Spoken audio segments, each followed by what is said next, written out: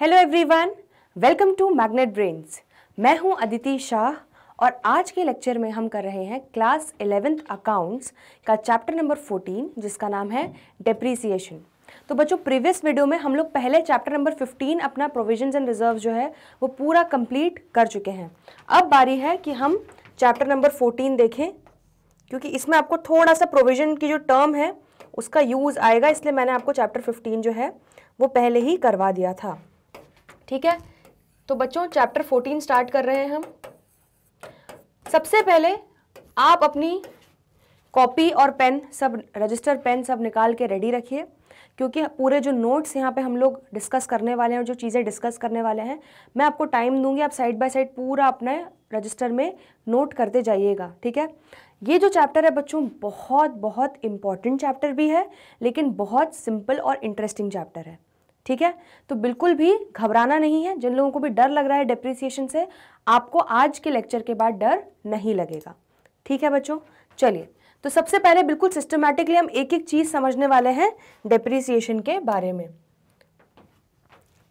तो अभी आपको लिखना नहीं है, जब मैं आपको लिखने का टाइम दूंगी तब आप लिख लेना। ठीक है, चलिए तो सबसे पहले बच्चों हम ये समझते हैं कि डेफिनेशन क्या होती है डेप्रिसिएशन की। ठीक है, डेप्रिसिएशन होता क्या है, मीनिंग क्या होता है डेप्रिसिएशन का। ठीक है, तो यहां पे लिखेंगे हम डेप्रिसिएशन मीन्स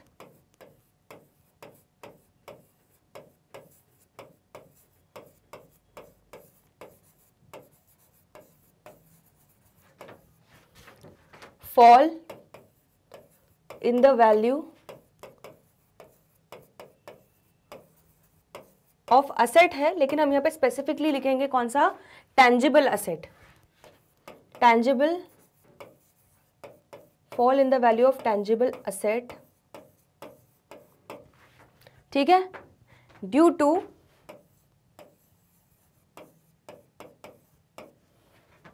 फर्स्ट हमारा है, सबसे पहले रीजन क्या है, यूज ऑफ असेट।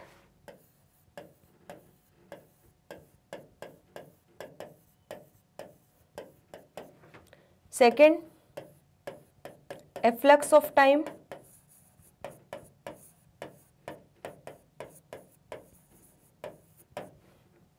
थर्ड है ऑब्सोलेसेंस।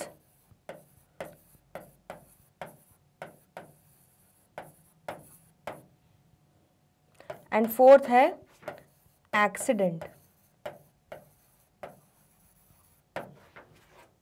ठीक है, अब इसका मीनिंग जरा समझ लेते हैं कि डेप्रिसिएशन का मतलब क्या होता है। देखो, हम पहले भी डिस्कस कर चुके हैं, जब हम लोग जर्नल एंट्रीज वगैरह पढ़ रहे थे तब मैंने आपको शॉर्ट में बताया था, लेकिन आज हम डिटेल में पढ़ेंगे। तो बच्चों डेप्रिसिएशन और कुछ नहीं, किसी भी टैंजिबल असेट, अब पहले तो सबसे पहले समझ लो टैंजिबल असेट और इनटैंजिबल असेट क्या होता है। टैंजिबल असेट वो होते हैं बच्चों जिनको हम देख सकते हैं या छू सकते हैं। ठीक है, और इनटैंजिबल असेट वो होते हैं जिनको हम देख भी नहीं सकते और जिनको हम छू भी नहीं सकते। ठीक है, तो टैंजिबल असेट एग्जाम्पल ले लो, मशीनरी, बिल्डिंग, कार, मोबाइल, ठीक है, एसी, फर्नीचर, ये सारी चीज़ें ऐसी हैं जिनको आप देख भी सकते हो और छू भी सकते हो। ठीक है, तो इसलिए उनको बोलते हैं टैंजिबल असेट। इनटैंजिबल असेट के एग्जाम्पल देखो, गुडविल, ठीक है, कॉपीराइट, पेटेंट, आपके नाम पे आपने कुछ चीज़ इन्वेंट की तो आपके नाम पे कोई पेटेंट है। ठीक है, तो इस तरह से जो चीज़ें होती हैं जिनको हम देख भी नहीं सकते और छू भी नहीं सकते, ठीक है, बट वो एग्जिस्ट करते हैं, वो होते हैं कौन से, इनटैंजिबल असेट। क्लियर है इतना? ठीक है, तो ये आपको टैंजिबल असेट और इनटैंजिबल असेट के बीच में डिफरेंस समझ में आ गया। लेकिन डेप्रिसिएशन क्या है बच्चों, डेप्रिसिएशन मतलब fall in the value of tangible asset. तो जो भी हमारे ऐसे असेट्स हैं जिनको हम देख या छू सकते हैं, ठीक है, उनकी वैल्यू में गिरावट आना या गिरना, उनकी वैल्यू अगर गिर जाती है, ठीक है, तो उस गिरावट को हम क्या बोलते हैं, डेप्रिसिएशन। अब रीजन समझ लेते हैं कि रीजन क्या होते हैं गिरावट के। ठीक है, पहला है यूज ऑफ असेट। अब एक एक एग्जाम्पल स्टोरी के रूप में समझते जाओ और आपको सारी चीजें क्लियर हो जाएंगी। सबसे पहले पहला गिरावट क्यों आएगा? एग्जाम्पल, आपने ब्रांड न्यू कार खरीदी, ठीक है, बढ़िया, आप गए शोरूम में, आप कार लेकर आए, आप सपोज करके 5 लाख की कार लेकर आए, ठीक है, आपने 3-4 साल उस कार को यूज किया। अब आपका मन हो गया कि अब मुझे कार चेंज करनी है, ठीक। तो अब बच्चों, जो वो 5 लाख की कार आपने खरीदी थी, जब आप उसको 3-4 साल बाद बेचने के लिए जाओगे तो वो 5 लाख में नहीं बिकेगी, ठीक है, वो कम में बिकेगी, हो सकता है 2.5 लाख, हो सकता है 3 लाख। तो जो बच्चों वैल्यू में गिरावट आई, क्यों? क्योंकि कार को आपने 3-4 साल आपने उसको यूज किया अच्छे से, ठीक है, तो आपने यूज किया, इसलिए आप उसकी वैल्यू में गिरावट आ गई। पहला रीजन ये होता है डेप्रिसिएशन का। एक और एग्जांपल देख लो, सपोज आप मोबाइल फोन लेकर आए, बिल्कुल ब्रांड न्यू, अपने नया फोन, अच्छे कैमरे वाला नया फोन खरीदा, ठीक है, आपने खरीदा सपोज करो 25,000 रुपए का फोन, लेकिन उसको आपने अच्छा 3-4 साल खूब यूज किया। अब जब उसको आप बेचने जाओगे तो उसकी वैल्यू 5 से 6,000 या मैक्स टू मैक्स 10,000 रुपए में वो बिकेगा। तो उसकी वैल्यू गिर गई, क्यों? क्योंकि आपने उसको यूज किया, ठीक है। कोई भी, जब भी आप कोई दूसरी कार लेते हो कि जो किसी की यूज की हुई होती है, तो उसको आप हमेशा क्या बोलते हो? सेकेंड हैंड कार, क्योंकि सामने वाले ने उसको यूज कर चुका है, इसलिए आपको हमेशा सेकेंड हैंड कार सस्ते रेट्स में मिल जाती है। आ रहा है समझ में? तो यूज ऑफ असेट का आपको समझ में आ गया। किसी भी असेट को यूज करने के कारण, ठीक है, उसमें जो उसकी वैल्यू में जो गिरावट आती है वो हमारा क्या हो जाता है? डेप्रिसिएशन, ठीक। दूसरा है efflux of time. Efflux of time मतलब हमारा समय का बीत जाना। अब सपोज ये कार वाला ही एग्जाम्पल लेते हैं, ठीक है, हम बच्चों शोरूम से लेके नई नई ब्रांड न्यू कार लाए और हमने गराज में पार्क कर दी कार, ठीक है। अब आपने उसको छुआ भी नहीं, ठीक है, आप उसको आपने 2-3 साल वो आपकी गराज में पड़ी रही, बट आपने वो ब्रांड न्यू, उसका भी रिबन भी नहीं निकला, ठीक है, जैसे आप शोरूम से लाए थे वैसी की वैसी वो 3 साल आपके गराज में पड़ी रही, आपने उसको यूज नहीं किया। लेकिन तब भी बच्चों आप उसको अगर बेचने जाओगे तो वो आपकी 5 लाख में नहीं बिकेगी, आपकी हमेशा कम में बिकेगी। क्यों? क्योंकि समय बीत गया है, ठीक है, वो असेट को लिए हुए समय बीत गया है, इसीलिए उस पर डेप्रिसिएशन लग जाता है, उसकी वैल्यू में गिरावट आ जाती है। क्लियर हुआ? सिमिलरली मोबाइल फोन का एग्जाम्पल एक और ले लो। आप नया का नया ब्रांड न्यू फोन लेकर आए, ठीक है, आपने उसको अभी डब्बे से भी नहीं निकाला, जो उसका पैक्ड है, आपने वैसा का वैसा उसको संभाल के अपने ड्रॉर में रख दिया, ठीक, तिजोरी में रख दिया आपने। अब आपने 2 साल तक उसको यूज ही नहीं किया, ठीक है, 2 साल उसको आपने ड्रॉर से बाहर निकाला ही नहीं। लेकिन फिर भी जब आप उसको बेचने के लिए मार्केट में जाओगे 2 साल बाद, भले ही वो ब्रांड न्यू पैकेजिंग में है, तब भी वो कम में बिकेगा बच्चों। क्यों? क्योंकि समय बीत गया, ठीक है, एफ्लक्स ऑफ टाइम हो गया। क्लियर है इतना? तो आपने देखा कि डेप्रिसिएशन कैसे यूज ऑफ असेट के कारण लग जाता है, एफ्लक्स ऑफ टाइम के कारण लग जाता है, और तीसरा ऑब्सोलेसेंस। ऑब्सोलेसेंस क्या होता है? ऑब्सोलेसेंस मतलब टेक्नोलॉजिकल एडवांसमेंट हो गई। एग्जाम्पल यहां पे हम लिख देते हैं टेक्नोलॉजिकल एडवांसमेंट। सपोज करो आप बच्चों एक ब्रांड न्यू बढ़िया लैपटॉप लेकर आए, कितना? 1 लाख रुपए का, बिल्कुल बेस्ट मॉडल था, सबसे बेस्ट क्वालिटी, बहुत सारे फीचर्स थे, बहुत अच्छी रैम, सब कुछ बहुत अच्छा था, ठीक।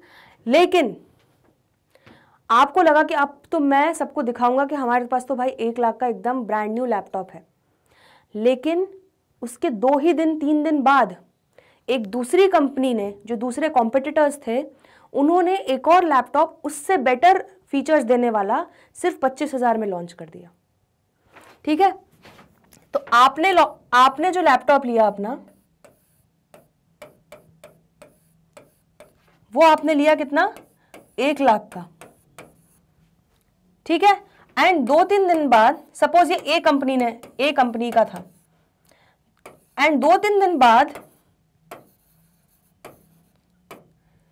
बी कंपनी ने उससे ज्यादा बेटर क्वालिटी का लैपटॉप सिर्फ और सिर्फ 25,000 में लॉन्च कर दिया मार्केट में, तो आपने जो खरीदा बच्चों उसकी वैल्यू जो है वो गिर जाएगी। क्यों? क्योंकि उससे ज़्यादा टेक्नोलॉजिकली अपग्रेडेड चीज़ें इन्वेंट हो चुकी है, ठीक है, उससे ज़्यादा टेक्नोलॉजिकली अपग्रेडेड लैपटॉप आ चुका है जिसके ज़्यादा बेटर फीचर्स हैं, जो ज़्यादा सस्ता है। तो कहीं ना कहीं ये कंपनी इसको compete करने के लिए अपने प्राइस को और नीचे लेके आएगी, ठीक है, तो इसकी वैल्यू वैसे ही अपने आप गिरेगी। अब आप जैसे मोबाइल फ़ोन्स में देख लो, ठीक है, जैसे MI हो गया, ठीक है, Asus हो गया, ये सारी कंपनीज में बहुत कट थ्रोट कॉम्पिटिशन चलता है। तो जैसे कई बार आप कुछ OnePlus का फ़ोन लेकर आए, बट कई बार ये दूसरी जो कंपनीज होती हैं ये उससे ज़्यादा फीचर्स देने वाला, उससे बेटर कैमरा क्वालिटी में आपको सस्ता फ़ोन लाके लॉन्च कर देते हैं मार्केट में। तो इसके कारण क्या होता है, दूसरे की वैल्यू ऑब्सोलीट हो जाती है, दूसरे की वैल्यू गिर जाती है, ठीक है।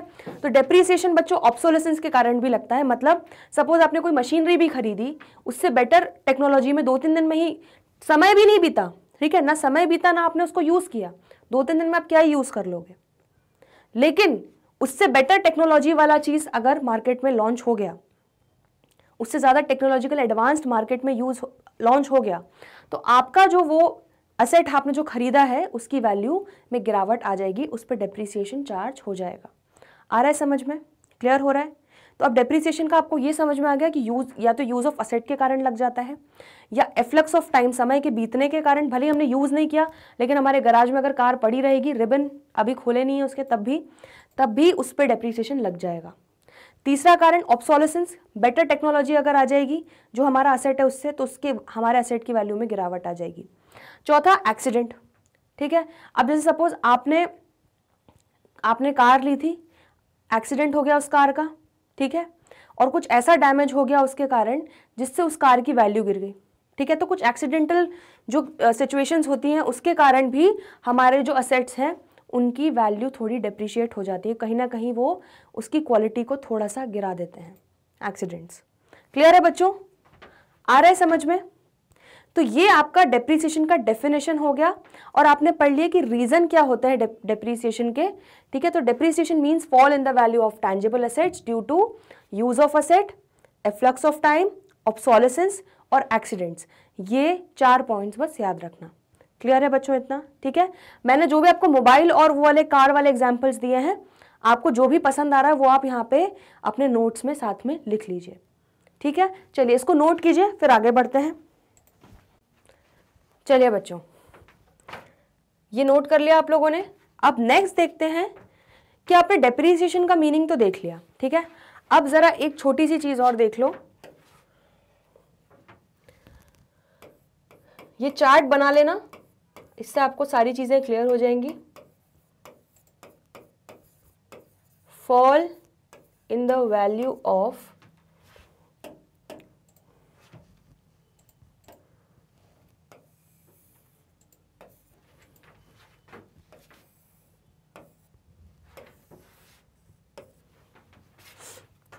अगर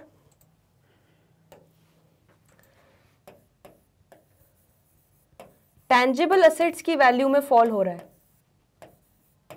ठीक है। मैं सबके एग्जाम्पल भी लिख रही हूं यहां पे। टैंजिबल एसेट्स क्या होते हैं बच्चों? एग्जाम्पल मशीनरी, बिल्डिंग, ठीक है। या और देख लेते हैं एग्जाम्पल अपना, और क्या हो जाएगा टैंजिबल एसेट्स में बच्चों? लैंड, कार, एक्सेट्रा, ठीक है। तो ये मेरे टैंजिबल एसेट्स हो जाएंगे। क्लियर है इतना? 3 एग्जाम्पल सबके लिख लेंगे, ठीक है।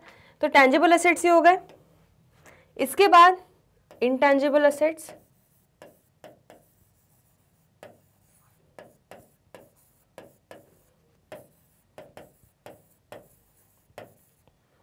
इंटैंजिबल एसेट्स क्या होते हैं बच्चों? जिनको हम देख या छू नहीं सकते, ठीक है। इसको मैं यहाँ पे लिख रही हूं, देख या छू सकते हैं।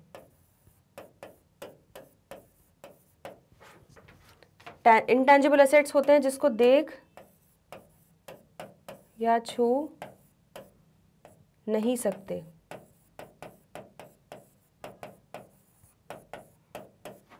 एग्जाम्पल क्या हो जाएगा इंटेंजिबल एसेट्स का? Goodwill, copyright, patent, etcetera. ठीक है। तीसरे बच्चों कौन से होते हैं? Wasting assets.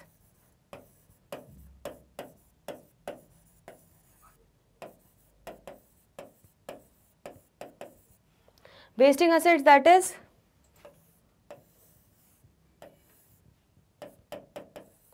Natural resources. Natural resources क्या होते हैं हमारे? कोल, ऑयल। ठीक है, ये सब चीजें ऐसी हैं जो हमें नेचुरली प्रोवाइडेड हैं।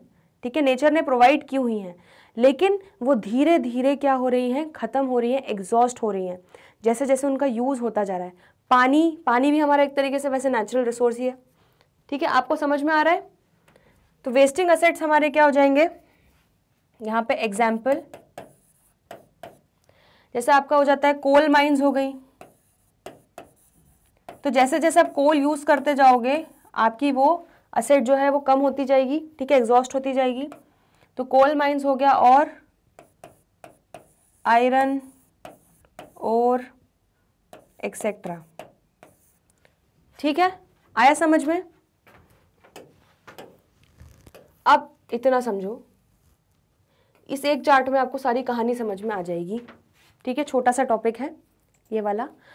फॉल इन द वैल्यू, अगर टेंजिबल एसेट की वैल्यू में गिरावट आएगी, ठीक है, तो उसको हम क्या बोलेंगे?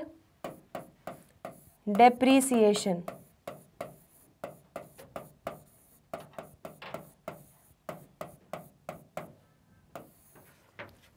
ठीक है, अगर fall in the value of intangible assets होगा, मतलब जिन एसेट्स को हम देख या छू नहीं सकते उनकी वैल्यू में अगर गिरावट आएगा, उनको हम राइट ऑफ करते जाएंगे, उसको हम डेप्रिसिएशन नहीं बोलते, उसको हम बोलते हैं बच्चों अमोर्टाइजेशन।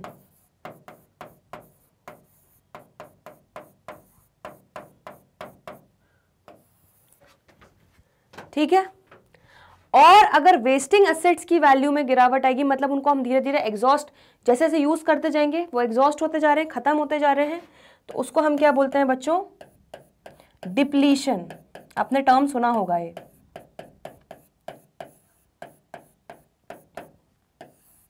ठीक है, अब आपको एक चीज समझ में आ गई, अगर टेंजिबल एसेट्स की वैल्यू गिर रही है, ठीक है, वेयर ऑफ हो रही है एसेट्स की वैल्यू, टेंजिबल एसेट्स की वैल्यू में गिरावट है, वो हमारा होगा डेप्रिसिएशन। ठीक है, अगर इनटेंजिबल एसेट्स की वैल्यू में फॉल है, ठीक है, उसको राइट ऑफ करते जा रहे हैं हम, उसको हम क्या बोलेंगे? अमोर्टाइजेशन। क्लियर है? और अगर वेस्टिंग एसेट्स की वैल्यू में फॉल हो रहा है, उसको हम क्या बोलेंगे बच्चों? डिप्लीशन, क्योंकि वो एग्जॉस्ट होते जा रहे हैं, तो डिप्लीट होते जा रहे हैं हमारे नेचुरल रिसोर्सेज। आ रहा है समझ में? क्लियर हुआ इतना? ठीक है, तो अगर आपसे कोई बोले कि भाई अमोर्टाइजेशन, आप जब बुक में देखोगे तो आपको सीधे क्या क्लिक होना चाहिए? अमोर्टाइजेशन मतलब इंटेंजिबल एसेट्स की वैल्यू में गिरावट। अगर आपको जैसे ही कोई बोले डिप्लीशन, तो आपको तुरंत क्या क्लिक होना चाहिए कि मतलब वेस्टिंग एसेट्स की वैल्यू में गिरावट। और कोई बोले डेप्रीसिएशन, तो डेप्रीसिएशन हमेशा टेंजिबल एसेट्स की वैल्यू में गिरावट पे ही लगता है। क्लियर हो गया ये चीज? तो तीनों ही वैल्यू में गिरावट है, लेकिन नाम अलग अलग है सबके लिए। क्लियर है इतना? चलिए इसको नोट कीजिए, फिर आगे बढ़ते हैं। चलिए बच्चों, तो ये नोट कर लिया आप लोगों ने, तो आपको अब समझ में आ गया कोई भी जब डेप्रीसिएशन बोलेगा मतलब fall in the value of tangible assets, amortisation बोलेगा तो fall in the value of intangible asset, और डिप्लीशन बोलेगा तो fall in the value of wasting assets that is natural resources. Clear है बच्चों इतना?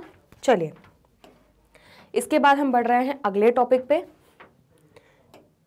ये है हमारा, अब ध्यान से पढ़ना, ये बहुत बहुत इंपॉर्टेंट है। ठीक है, पहला है हमारा फैक्टर्स अफेक्टिंग डेप्रीसिएशन।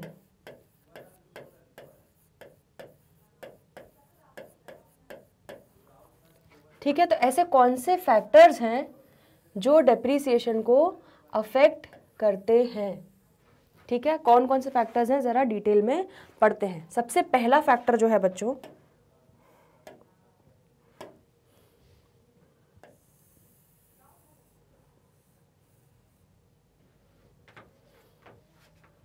पहले हम बना लेते हैं और एक एक करके फिर डिस्कस कर लेंगे।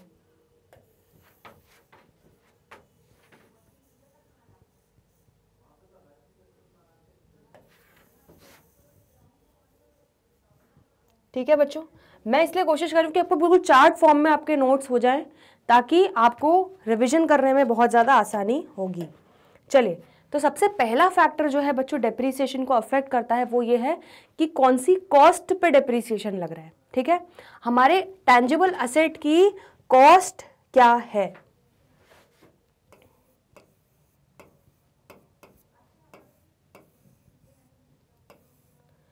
अब आपको एक कॉन्सेप्ट याद होगा कि हम पहले भी डिस्कस कर चुके हैं जब हम कैपिटल एक्सपेंडिचर, रेवेन्यू एक्सपेंडिचर ये सब पढ़ रहे थे, प्लस हमने शायद जर्नल लेजर वगैरह पढ़ा था, उसमें भी ये टॉपिक थोड़ा सा छोटा सा पार्ट आया था।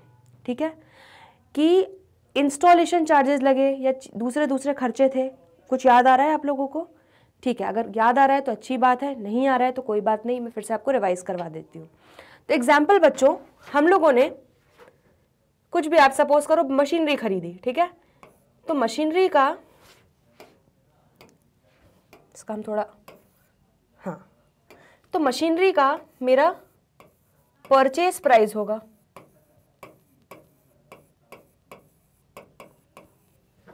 ठीक है, परचेज प्राइस होगा मान के चलो 10,000 रुपए।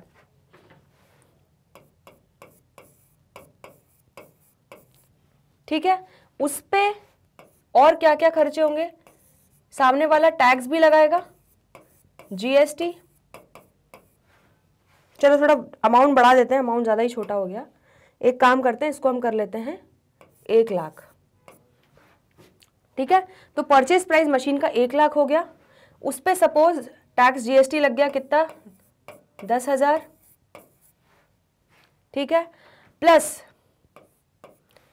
अब सामने वाला 1 लाख की मशीनरी बहुत हैवी थी, उसको लाना पड़ रहा है हमारे फैक्ट्री तक या हमारे ऑफिस तक। ठीक है, तो वो फ्रेट या ट्रांसपोर्टेशन चार्जेस लगा रहे हैं। ठीक है, तो ये आप क्या आ जाएंगे, कौन से, फ्रेट एंड अदर चार्जेस, जो भी दूसरे चार्जेस लगा रहा है वो।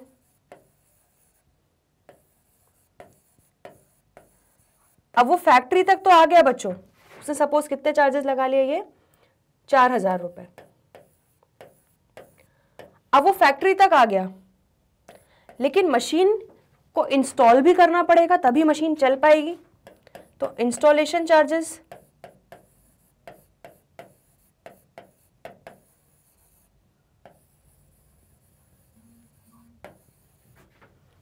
ठीक है, सपोज इंस्टॉलेशन चार्जेस हुए अपने 5,000 रुपए के। क्लियर है, और भी प्लस दूसरे अलग अलग कॉस्ट।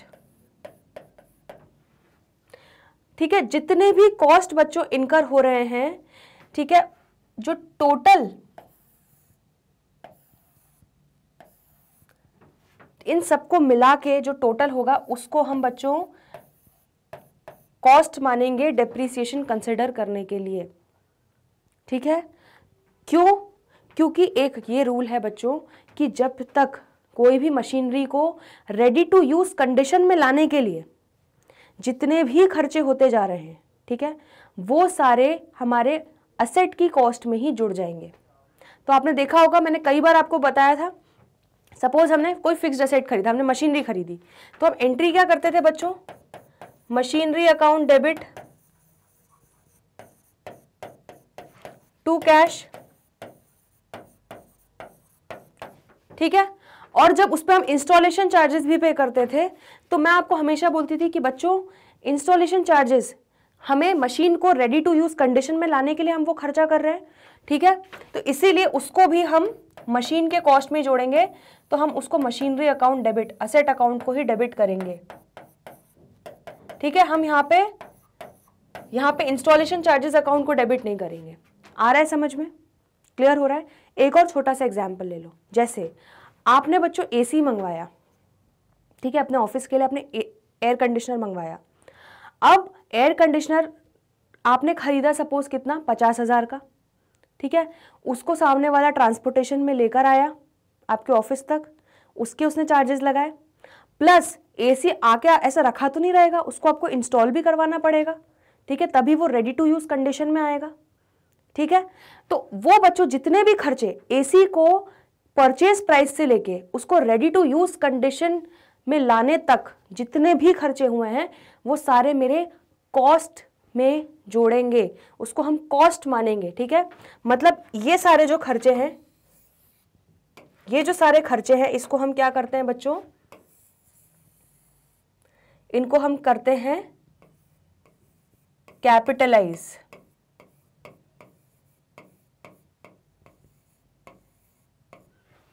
ठीक है।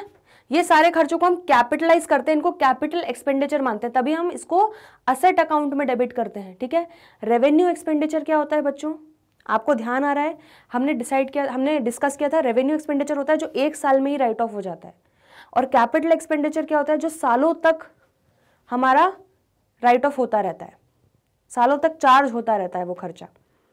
क्लियर है? इसीलिए बच्चों ये सारी चीजें जो है हमारे असेट के कॉस्ट में जुड़ जाती है। तो आपका जो एसी का कॉस्ट आएगा बच्चों, वो 50,000 रुपए नहीं आएगा, वो तो परचेज प्राइस है।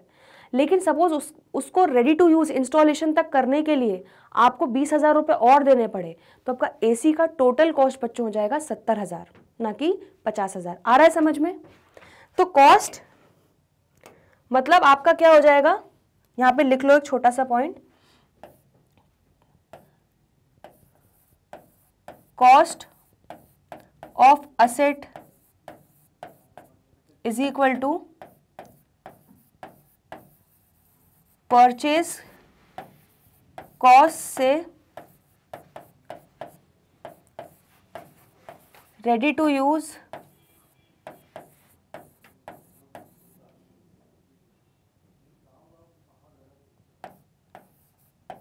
में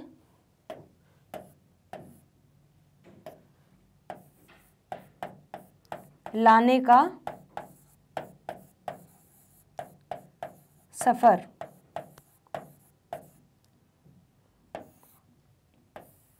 आया समझ में? तो कॉस्ट ऑफ असेट बच्चों क्या होगा, परचेज प्राइस से लेके उसको रेडी टू यूज कंडीशन तक लाने का जो सफर है, जितने भी खर्चे हुए हैं वो टोटल मिला के हमारा कॉस्ट ऑफ असेट बन जाएंगे। आ रहा है समझ में? मैं इसलिए बहुत आराम से समझा रही हूं। और ये जो खर्चों को हम कॉस्ट में जो जोड़ रहे हैं उसको हम क्या बोलेंगे बच्चों, कैपिटलाइजेशन, ठीक है। तो कैपिटलाइजेशन ऑफ एक्सपेंसेस हो रहा है यहाँ पे, ठीक है। जब भी एक्सपेंसेस आर कैपिटलाइज्ड उनको हम हमेशा असेट की कॉस्ट में जोड़ रहे हैं। आ रहा है समझ में? क्लियर हो गया? तो ये कॉस्ट वाला बच्चों आपका पॉइंट यहाँ पर खत्म होता है, इसको नोट करो, फिर आगे बढ़ रहे हैं। चलिए बच्चों, तो अब एक छोटी सी चीज और यहाँ पे देख लो, क्या कि बच्चों पहले जो था टैक्सेस लिए जाते थे, लेकिन आपने जीएसटी आपने पढ़ा है, अकाउंटिंग फॉर जीएसटी हमने बहुत अच्छे से डिस्कस किया है। तो वहाँ हमने बच्चों क्या देखा था कि जब हम असेट पे या किसी परचेज पे जीएसटी पे करते हैं वो क्या हो जाता है, इनपुट, ठीक है। और वो इनपुट जीएसटी जो है बच्चों हमेशा आउटपुट जीएसटी से एडजस्ट हो जाता है, हम उसको माइनस करते हैं, उसको रिवर्स कर देते हैं, ठीक है। क्लियर है इतना? तो आउटपुट जो है सेट ऑफ करते हैं हम इनपुट को आउटपुट से सेट ऑफ कर देते हैं। अब इसी रीजन से बच्चों ये टैक्स जो है अगर इसको आप मशीन की कॉस्ट में जोड़ दोगे तो इसको आप आउटपुट जीएसटी से सेट ऑफ नहीं कर पाओगे। क्लियर है? इसीलिए हम अब इस चीज को कॉस्ट में कंसिडर नहीं करते हैं। क्लियर है? ये इतना सा पॉइंट यहां पे करो, उसको ऊपर से इस तरह से ही क्रॉस करो ताकि आपको दिखे कि हाँ, ये जो आपको याद रहे कि जो टैक्सेस जो जीएसटी होता है, इनपुट को हम क्लेम करते हैं, आउटपुट के अगेंस्ट सेट ऑफ जो है हम वो क्लेम करते हैं। इसलिए कभी भी इनपुट जीएसटी जो हम पे कर रहे हैं मशीन की कॉस्ट पे, असेट की कॉस्ट पे, उसको हम असेट की कॉस्ट में नहीं जोड़ते हैं, कंसिडर नहीं करते हैं। लेकिन हाँ, बाकी जो सारे खर्चे हैं बच्चों, वो सारे खर्चे जो हैं वो हमारी असेट की कॉस्ट में जुड़ेंगे, जो उसको रेडी टू यूज कंडीशन में लाने तक आपको करने पड़ते हैं, ठीक है, क्लियर है। तो इसलिए आपका कॉस्ट ऑफ एसेट क्या हो जाएगा, परचेस कॉस्ट से लेके रेडी टू यूज में लाने का सफर, क्लियर है, ये आपको हमेशा याद रहेगा।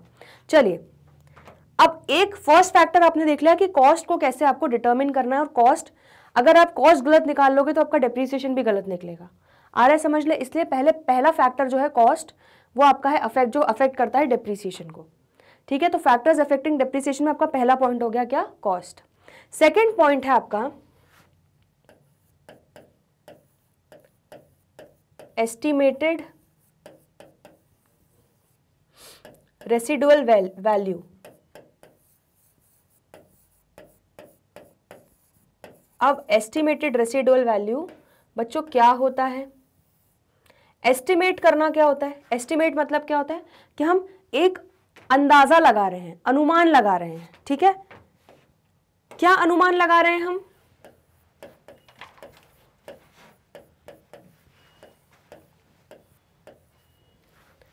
एस्टिमेटेड रेसिडुअल वैल्यू मतलब क्या हो रहा है बच्चों, हम अंदाजा लगा रहे हैं कि सपोज हमने आज एक मशीन खरीदी, तो हम ये मान के चल रहे हैं कि अच्छा ये मशीन जो है, जिसकी क्वालिटी है, इस हिसाब से तो हम 4-5 साल इसको यूज़ कर लेंगे, बट उसके बाद ये हमको रद्दी के भाव बेचना पड़ेगा, क्लियर है, रद्दी के भाव, भंगार के भाव, इसको हमें बेचना पड़ेगा, ठीक है। तो उसके बाद वो मशीन हमारी कोई भी यूज़ की नहीं रहेगी, क्लियर है। तो वो हो जाती है एस्टिमेटेड रेसिडुअल वैल्यू। एग्जाम्पल एक देख लो छोटा सा, जैसे आपने मोबाइल खरीदा, कितना, 25,000 का। आपने सोचा कि इस मोबाइल को आप 4 साल यूज करोगे, उसके बाद वो मोबाइल जो है वो यूजलेस हो जाएगा, ठीक है, पूरी उसकी टेक्नोलॉजी जो भी है वो बहुत ही पुरानी हो जाएगी, क्लियर है। तो वो आपको बिल्कुल भंगार के भाव बेचना पड़ेगा। तो समझ लो वो आपने बेचा कितना, 2,000 रुपए में। तो ये जो 2,000 रुपए है ना बच्चों, ये क्या हो जाएगी हमारी एस्टिमेटेड रेसिडुअल वैल्यू, या स्क्रैप वैल्यू भी बोल सकते हो इसको आप।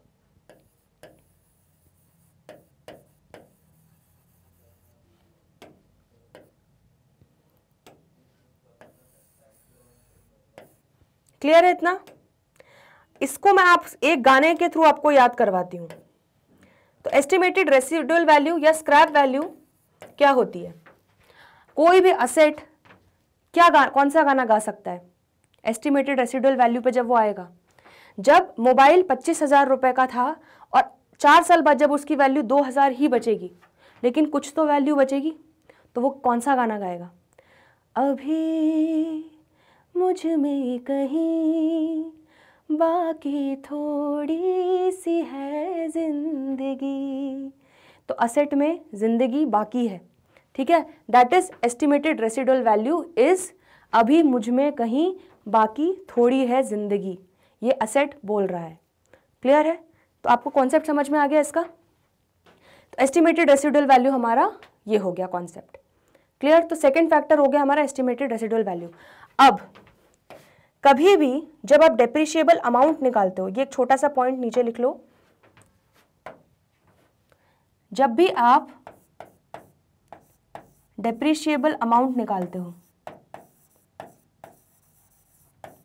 इसको आप डेप्रिशिएबल अमाउंट भी बोल सकते हो, या इसको आप और क्या बोल सकते हो, amount to be written of.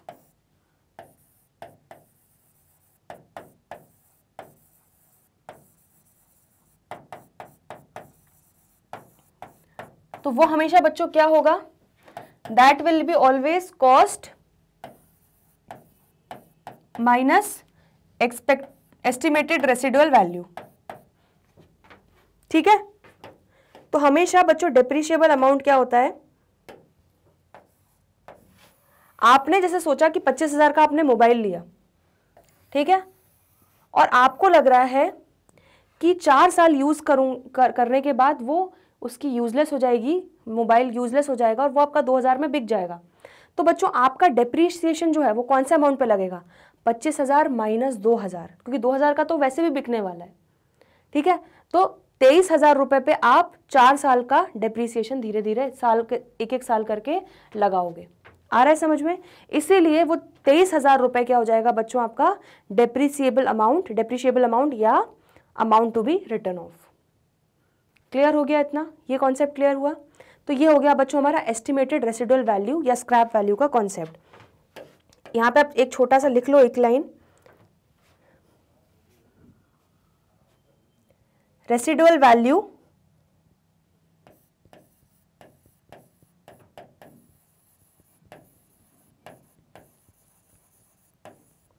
is an estimated, इसको ऐसा लिखो,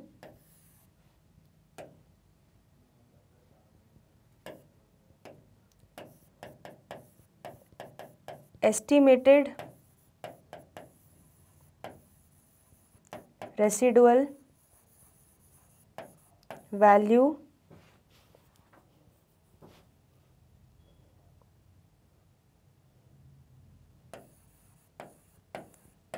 of asset at the end of its economic life.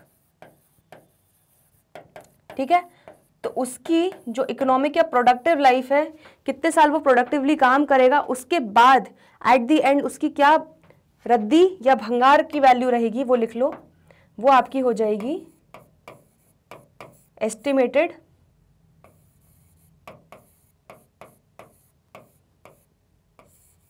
ठीक है, वो रद्दी के भाव बिकेगा।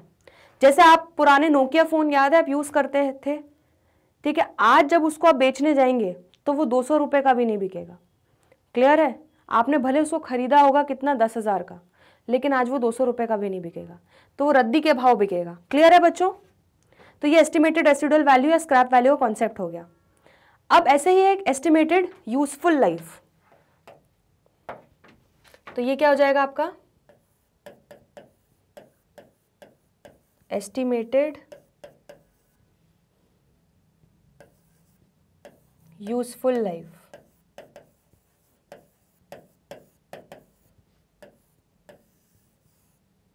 Of asset.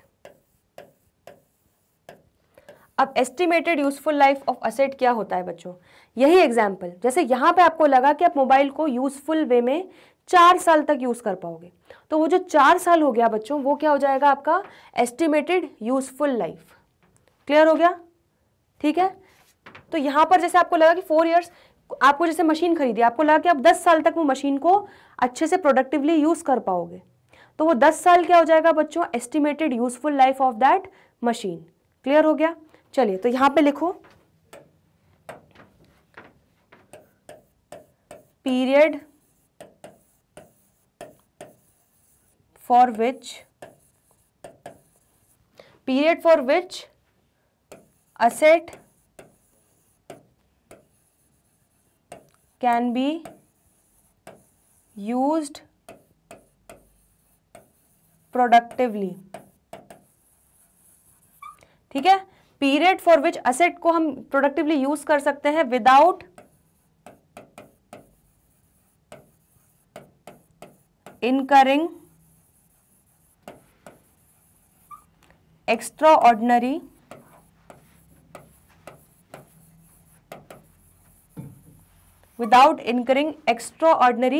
repairs and maintenance।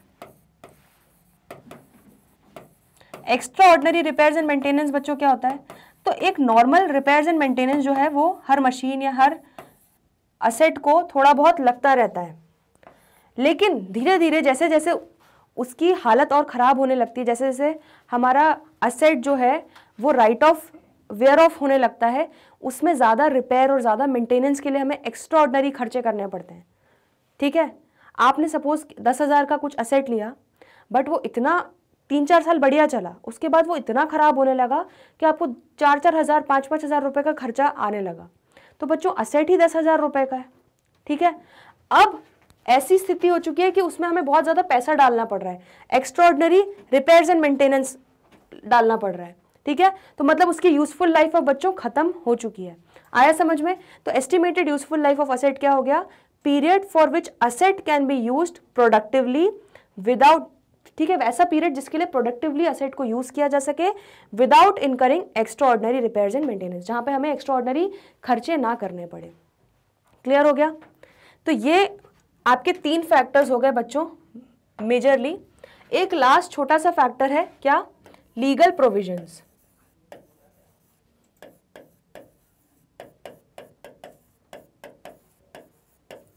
अब लीगल प्रोविजंस क्या होता है, बस आप इतना सा ध्यान रखो जो मैं बता रही हूं, तो आप पढ़ोगे आगे जाके, जब आप आगे की और पढ़ाई फर्दर स्टडीज करोगे तब आप ये पढ़ोगे कि कंपनी लॉ करके होता है, ठीक है? तो company law and income tax act, ये बेसिकली लॉ है जो क्या बताता है, इनमें प्रिस्क्राइब्ड है बच्चों कि इस असेट पे इतना डेप्रिसिएशन लगना चाहिए या ये मेथड आपको फॉलो करना चाहिए, ठीक है? तो वो लीगली प्रिस्क्राइब्ड है हमारे लॉज में। तो वो भी बच्चों अगर वो चेंज होगा तो हमारा डेप्रिसिएशन का मेथड, डेप्रिसिएशन का रेट सब कुछ चेंज होगा। तो इसलिए वो एक फैक्टर ये भी है कि लीगल प्रोविजंस भी फैक्टर्स अफेक्टिंग डेप्रिसिएशन होता है, ठीक है? तो यहां पे लिख लो company law and income tax act prescribe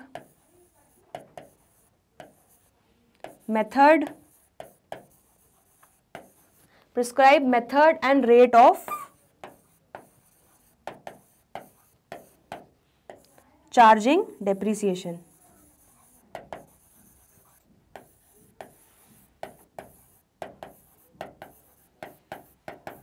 clear है इतना?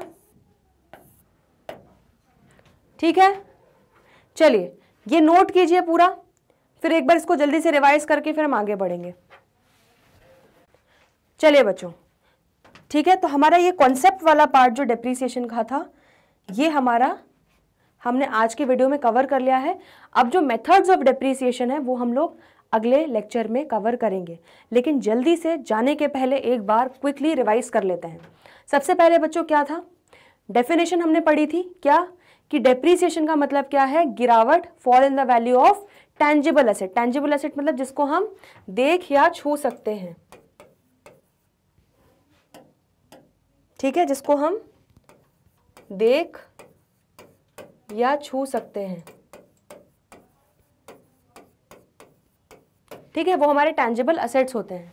तो डेप्रिसिएशन क्या होता है, क्यों होता है, रीजंस क्या है, due to use of asset, या तो अपने एसेट को यूज किया है उसके कारण एसेट की वैल्यू में गिरावट आती है, या समय बीतता जाता है, भले ही आपने यूज नहीं किया, आपने कार गराज में जाके खड़ी करी हुई है लेकिन 2 साल तक यूज नहीं किया, लेकिन तब भी वो कार की वैल्यू गिर जाएगी, वैल्यू डेप्रिशिएट हो जाएगी। ऑब्सोलिसेंस, तो आपने लैपटॉप खरीदा बट उससे बेटर टेक्नोलॉजी वाला 2 ही दिन बाद एक दूसरी कंपनी ने लॉन्च कर दिया, ठीक है, तो आपके लैपटॉप की वैल्यू जो है गिर जाएगी ड्यू टू टेक्नोलॉजिकल ऑब्सोलेंस, ठीक है, आपका पुराना हो गया लैपटॉप, आपकी टेक्नोलॉजी आउटडेटेड हो गई, भले ही आपको 2 दिन हुए उसको खरीदे हुए। क्लियर? या किसी भी प्रकार के जो एक्सीडेंट्स होते हैं वो असेट की वैल्यू को गिरा देते हैं, असेट की वैल्यू में गिरावट ला देते हैं, ठीक है। तो ये हमने पढ़ा था 4 रीजंस थे जो डेप्रिसिएशन के होते हैं। चलिए फिर हमने देखा था कि अगर टेंजिबल एसेट्स की वैल्यू में फॉल होगा उसको हम क्या बोलेंगे, डेप्रिसिएशन। अगर इनटेंजिबल एसेट्स जैसे गुडविल, कॉपीराइट, इनकी वैल्यू में फॉल होगा या इनको हम राइट ऑफ करेंगे उसको हम क्या बोलेंगे, अमोर्टाइजेशन। और वेस्टिंग एसेट्स की वैल्यू में फॉल होगा, जैसे जैसे एग्जॉस्ट होते जाएंगे उसको हम क्या बोलेंगे बच्चों, डिप्लीशन। क्लियर हो गया? नेक्स्ट फिर हमने पढ़ा कि फैक्टर्स ऐसे कौन कौन से हैं जो डेप्रिसिएशन को अफेक्ट करते हैं। पहला फैक्टर कॉस्ट, ठीक है, तो आपको सही कॉस्ट निकालना जरूरी है। तो कॉस्ट में बच्चों आप जीएसटी नहीं लेते हो, ठीक है, क्योंकि वो उसका इनपुट जो है आपको सेट ऑफ मिल जाता है आउटपुट से, ठीक है, तो वो अगर आप कॉस्ट में जोड़ दोगे तो उसका आउटपुट से आप सेट ऑफ नहीं ले पाओगे। क्लियर हुआ? लेकिन कॉस्ट हमारा जो असेट का निकलता है वो क्या होता है बच्चों, परचेज प्राइस से, परचेज कॉस्ट से लेके उसको रेडी टू यूज कंडीशन तक लाने का जो सफर होता है, जितने भी खर्चे होते जाते हैं वो सारे के सारे हमारे कैपिटलाइज हो जाते हैं किसके, असेट के कॉस्ट में, ठीक है। उन सबका टोटल मिला के उसको क्या बोला जाता है, कॉस्ट। क्लियर है? देन एस्टिमेटेड रेसिडुअल वैल्यू, इसमें असेट गाना गाता है क्या, अभी मुझ में कहीं बाकी थोड़ी है जिंदगी।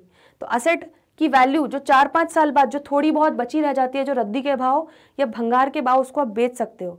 तो मोबाइल अगर आपने 25,000 का खरीदा और उसको अगर आप 2,000 में बेच सकते हो 4 साल बाद, ठीक है, तो वो 2,000 रुपये क्या हो जाएगा उसका बच्चों, रेसिडुअल या स्क्रैप वैल्यू एस्टिमेट जो आप करोगे। ठीक है, आप अनुमान लगाओगे कि आपने 25,000 का फोन लिया है तो 4 साल बाद उसको 2,000 के उसमें बेच देंगे। तो estimated residual value of asset is at the end of its economic life. ठीक है, उसकी इकोनॉमिक लाइफ, उसकी यूजफुल लाइफ खत्म होने के बाद जो उसका रद्दी वाला वैल्यू बचेगा वो उसकी एस्टिमेटेड रेसिडुअल वैल्यू हो जाएगी। फिर हमने देखा कि किसी भी असेट का डेप्रिशिएबल अमाउंट या अमाउंट जो रिटर्न ऑफ करना है वो क्या होता है बच्चों, कॉस्ट माइनस जो रेसिडुअल वैल्यू, दैट इज 25,000 का मोबाइल लिया माइनस 2,000, तो 23,000 रुपये आपका क्या हो जाएगा बच्चों, depreciable amount of that mobile. Clear हो गया इतना। फिर हमने देखा estimated useful life asset of asset क्या होता है कि जिस असेट को हम प्रोडक्टिवली जितने सालों तक अच्छे से यूज कर सकते हैं बिना किसी मेजर रिपेयर एंड मेंटेनेंस के खर्चे किए बिना, ठीक है, वो हमारा क्या हो जाएगा, estimated useful life of asset. तो period for which asset can be use productively without incurring extraordinary repairs and maintenance. तो ये भी हमारा एक फैक्टर है जो डेप्रिसिएशन को अफेक्ट करता है। फिर लास्ट हमने देखा लीगल प्रोविजंस। तो बच्चों हमारे law, that is company law और इनकम टैक्स एक्ट में हमें अलग अलग मेथड्स प्रिस्क्राइब किए गए कि इस असेट पे ये मेथड अप्लाई करो, या इस पे ये वाला डेप्रिसिएशन का मेथड अप्लाई होगा, इस असेट पे ये वाला रेट लगेगा डेप्रिसिएशन का, तो हमें वो फॉलो करना होता है। ठीक है, वो चेंज होंगे तो डेप्रिसिएशन भी चेंज होगा, डेप्रिसिएशन का मेथड भी चेंज होगा। इसलिए लीगल प्रोविजंस भी एक ऐसा फैक्टर है जो डेप्रिसिएशन को अफेक्ट करता है। तो फैक्टर्स अफेक्टिंग डेप्रिसिएशन कौन कौन से हो गए बच्चों, कॉस्ट, एस्टिमेटेड रेसिडुअल वैल्यू और scrap value, estimated useful life of asset and legal provisions. Clear हुआ इतना बच्चों। तो हमारे डेप्रिसिएशन के कुछ बेसिक कॉन्सेप्ट्स जो आपका ये समझ लो आपका पहली ईंट रख दी गई है, ठीक है, ये आपको आज हमने आराम से समझ लिए। अब थोड़ा सा हम कैलकुलेशन और थोड़ा सा टेक्निकल पार्ट पे जाने वाले हैं अगले लेक्चर में, जो आपको क्वेश्चन सॉल्विंग में हेल्प करेंगे। ठीक है, इसलिए उसको हम अलग से ले रहे हैं। तो आज के वीडियो में आई होप आपको अच्छे से सब समझ आया है। कोई भी डाउट हो कमेंट सेक्शन में लिख दीजिएगा, हम उसका अलग से डाउट सेशन ले लेंगे।